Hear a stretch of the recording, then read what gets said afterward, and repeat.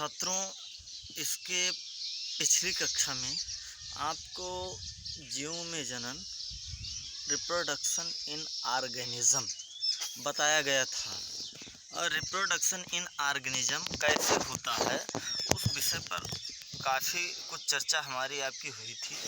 उस चर्चा अवधि के दौरान आपको बताया गया था मधुचक्र क्या है, जिसको हम इंग्लिश में ऑस्ट्रस साइकिल कहते हैं। तो जो मधुचक्र होता है, जनन परावस्था के दौरान जनन परावस्था के दौरान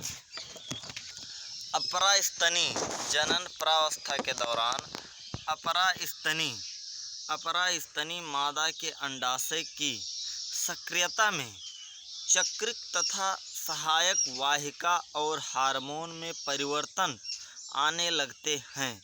जनन के दौरान ऐसे चक्रिक परिवर्तन जिन्हें मधुचक्र कहा जाता है और यह प्रायः पक्षियों में होता है। यह कहाँ होता है? यह प्रायः पक्षियों में होता है। ऐसे चक्रिक परिवर्तन पक्षियों में देखने को मिलते हैं। कहने का तात्पर्य है छात्रों कि इस तरह से जो परिवर्तन होता है, यह परिवर्तन समयानुसार होता रहता है और इस परिवर्तन में जनन परावस्था के और ऐसे परिवर्तन जनन परावस्था के दौरान देखे जाते हैं, अर्थात ये परिपक्वता अवस्था के फलस्वरूप ही। अब यह नहीं कि किसी जीव का जन्म हुआ उसके फलस्वरूप तुरंत देखा जाएगा, नहीं। किसी जीव के जन्म होने के फलस्वरूप, उसके परिणाम स्वरूप, उसके बाद जब वह अपने उस जो है मैच्योरिटी एज, जिसको परिपक्वता अवस्था की एज कहते हैं, को अटेंड कर लेता है, तब ऐसे चक्रिक परिवर्तन देखे जाते हैं जिन्हें मधुचक्र कहते हैं। इन्हीं को हायर श्रेणी के, उच्च श्रेणी के जंतुओं में जैसे मनुष्य, बंदर, एप्स, इनमें इसी को ऋतुस्राव चक्र के नाम से भी जाना जाता है। उसके बाद लैंगिक जनन में कुछ महत्वपूर्ण घटनाएं हैं जिनकी चर्चा इसके पहले शार्ट में निषेचन की पूर्व घटनाएं, निषेचन के पश्चात की घटनाएं के बारे में हम कर चुके हैं। तो पहले आता है निषेचन के पूर्व की घटनाएं। पूर्व घटनाओं में निषेचन स्थानांतरण। पूर्व घटनाओं में क्या आएगा? निषेचन स्थानांतरण। निषेचन स्थानांतरण में युग्मक स्थानांतरण, ठीक। युग्मक स्थानांतरण में युग्मक एक युग्मक का एक स्थान से दूसरे स्थान तक स्थानांतरण होने की प्रक्रिया को युग्मक स्थानांतरण कहते हैं। अर्थात एक युग्मक का किसी एक स्थान से दूसरे स्थान तक जाने की प्रक्रिया को युग्मक स्थानांतरण कहते हैं। युग्मक स्थानांतरण प्रायः पौधों में देखा जाता है।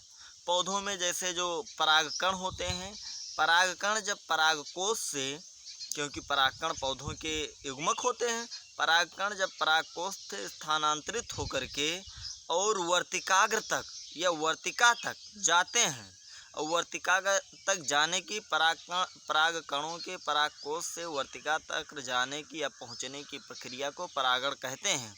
परागण की यह प्रक्रिया युग्मक स्थानांतरण में आती है। चैप्टर दूसरे में परागण के बारे में आप और अधिक जो है विस्तृत पढ़ेंगे, इसलिए उसको अभी बताना उचित नहीं समझा जाता है। उसके बाद परागण की आपको परिभाषा बता दी गई। अब परागण के फलस्वरूप पौधों में निषेचन होता है, अर्थात नर और मादा युग्मक के युग्मनन के फलस्वरूप युग्मनज का निर्माण होता है। इस प्रक्रिया को निषेचन कहते हैं। उसके बाद निषेचन के बाद की जो प्रक्रिया है वो दो प्रक्रियाओं में संपन्न हो। एक होता है युग्मनज और दूसरी होती है भ्रूण। तो जो युग्मनज होता है, अर्थात युग्मनज जिस युग्मनज का निर्माण होता है, जैसे फर्टिलाइजेशन हो गया, इसमें फर्टिलाइजेशन के निषेचन, जिसको हम हिंदी में निषेचन कहते हैं, निषेचन के फलस्वरूप युग्मनज का निर्माण हो गया, जाइगोट जिसको कहते हैं। अब युग्मनज के निर्माण के फलस्वरूप जो उसमें युग्मनज बना, उसमें फर्दर डेवलपमेंट, पुनः उसमें डेवलपमेंट, उसका विकास होता है और उसके विकास के फलस्वरूप वह जो है धीरे धीरे अंकुरण प्रारंभ करता है।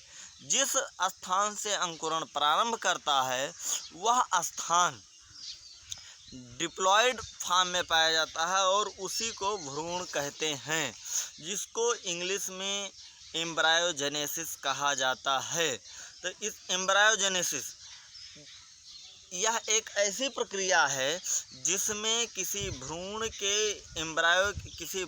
के में जो सेल विभाजन है, किसी भ्रूण में सेल विभाजन के फलस्वरूप जो उसमें सेल विभाजन होता है, उसके परिणाम स्वरूप जिस प्रक्रिया को वह अटेंड करता है उसको एम्ब्रायोजेनेसिस के नाम से जाना जाता है। तो इस तरह से आपका निषेचन के बाद की प्रक्रिया, निषेचन, परागण, परागकण, ये सारी चीज़ें आपको क्लियर कर दी गई हैं।